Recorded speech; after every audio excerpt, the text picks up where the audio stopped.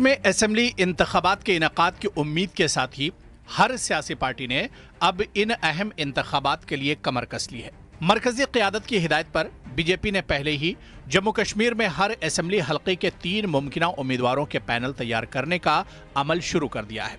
BJP पहले ही party के साबिक अरकान असेंबली की कारकर्दगी का सर्वे कर चुकी है। एक निजी एजेंसी ने बीजेपी के साबिक कानून साजों की कारकर्दगी का सर्वे किया था, जिनमें से कुछ ने पीडीपी बीजेपी मखलूत हुकूमत में वजीर के तौर पर काम किया था। ये कंप्यूटराइज्ड सर्वे मरकज में बीजेपी हुकूमत की तरफ से खास तौर पर जम्मू कश्मीर में आर्टिकल 370 की मनसूखी के बाद उठाए गए इक़दामात के नताइज की दर्जाबंदी करने के लिए किया गया था।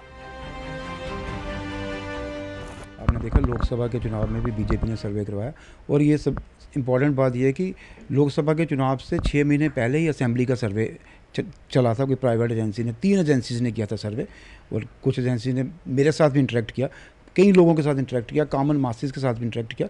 सर्वे का मतलब ये है कि बीजेपी को लगता है, तो पहली बार जब बीजेपी ने सरकार बनाई जम्मू कश्मीर में 2014 में, तो परफॉर्मेंस को लेके उनकी क्या परफॉर्मेंस रही, पब्लिक में क्या एक इमेज है, जो उस समय मंत्री रहे, जो एमएलए रहे, उनका फीडबैक लेने के लिए, ताकि उस फीडबैक के बेस पे कैंडिडेट सेलेक्ट करें और अच्छे कैंडिडेट दें, ताकि बीजेपी जब जो नेक्स्ट असेंबली इलेक्शन लड़े तो बीजेपी अपनी सरकार बनाए। जो ये दावा कर रहे हैं, कोशिश कर रहे हैं कि हमारी अपनी सरकार होनी चाहिए, इस कारण इन्होंने सर्वे करवाया, और सर्वे 3 एजेंसी से करवाया।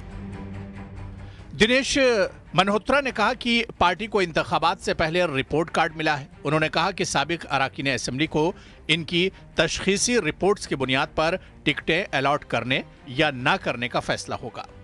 साबिक मेंबरान असेंबली की तशखीस इंतहाई राजदारी के साथ की जा रही थी। इसमें इनके अपने हल्के के अलावा अवामी सतह पर इनके तर्ज अमल पर भी गौर किया जाएगा। दिनेश ने कहा कि बीजेपी का इन इंतखाबात में ज्यादा दाव है, क्योंकि वो दफा 370 की मनसूखी के बाद पहली बार मकामी इंतखाबात लड़ रही है। बिल्कुल, जब से जम्मू कश्मीर एक यूनियन टेरिटरी बनी है, पहला चुनाव हो रहा है, और सबसे ज़्यादा जो बीजेपी का सब कुछ स्टेक पे लगा है, क्योंकि बीजेपी इसको देश भर में इसको एक कैंपेन चला रही है। बीजेपी देश भर में इसको सेल कर रही है कि हमने 370 को तोड़ा है, और 370 टूटने के बाद पहला चुनाव होगा। तो जिस तरह से अगर बीजेपी चाहती है कि उनकी प्लानिंग है कि हम अपनी यहाँ पे अपनी सरकार बनाएं, या अपनी लाइक माइंडेड पार्टी के साथ मिलकर सरकार बनाएं, तो बीजेपी रिस्क नहीं लेगी। पिछले चुनाव में बीजेपी ने 25 सीटें ली थी, तो इस बार बीजेपी का मकसद कम से कम 30, 35, 40 तक पहुँचना है, ताकि जो कोलिशन, जो लाइक माइंडेड पार्टी है, उनके साथ मिलकर अपनी सरकार बनाए। बीजेपी के सीनियर लीडर प्रिया सेठी ने भी एतराफ़ किया कि उन्होंने आने वाले असेंबली इंतखाबात के लिए मुमकिना उम्मीदवारों के इंतखाब के लिए सर्वे कराया है। उन्होंने कहा कि बीजेपी हमेशा उम्मीदवारों के इंतखाब के अमल से गुजरती है, और इस तरह मुख्तलिफ एजेंसियों के जरिए सर्वे कराया जाता है।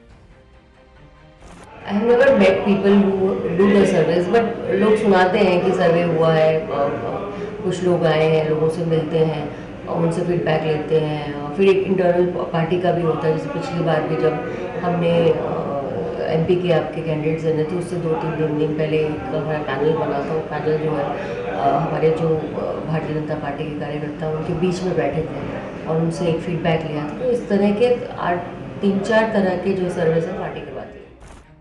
कहा जाता है कि जम्मू सूबे की हिंदू अक्सरती नशिस्तों के अलावा बीजेपी को कश्मीर सूबे में पहाड़ी बोलने वाले लोगों की ज्यादा से ज्यादा हिमायत मिलने की उम्मीद है।